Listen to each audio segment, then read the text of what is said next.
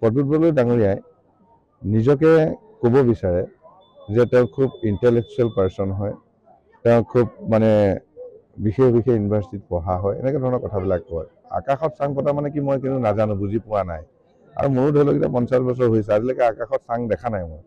তেখেতে কি বুজিছে নাজানো। তেখেতসকলে কোনখিনি মানুহৰ কাৰণে হাতা পৰা কৰিছিলে, কোনটো সমষ্টিৰ কাৰণে তিনিজনকৈ বিয়াগোম লিডাৰে এই নগাঁও লোকসভাটো বিচৰাৰ কাৰণটো কি, কোনখিনি ভোটাৰৰ ওপৰত নিৰ্ভৰ কৰি পেলাই তেওঁলোকে ৰাজনীতি কৰিবলৈ বিচাৰে, সেইটো ওলাই গ'ল। প্ৰদ্যুৎ বৰদলৈ ডাঙৰীয়াই নিজকে ক'ব বিচাৰে যে তেওঁ খুব ইণ্টেলেকচুৱেল পাৰ্চন হয়, তেওঁ খুব বিশেষ ইউনিভাৰ্চিটিত পঢ়া হয়, এনেকৈ ধৰণৰ কথাবিলাক কয়। আকাশত চাং পতা মানে কি মই কিন্তু নাজানো, বুজি পোৱা নাই।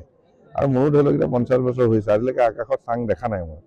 তেখেতে কি বুজিছে নাজানো। তেখেতসকলে কোনখিনি মানুহৰ কাৰণে হাতা পৰা কৰিছিলে, কোনটো সমষ্টিৰ কাৰণে তিনিজনকৈ বিয়াগোম লিডাৰে এই নগাঁও লোকসভাটো বিচৰাৰ কাৰণটো কি, কোনখিনি ভোটাৰৰ ওপৰত নিৰ্ভৰ কৰি পেলাই তেওঁলোকে ৰাজনীতি কৰিবলৈ বিচাৰে, সেইটো ওলাই গ'ল।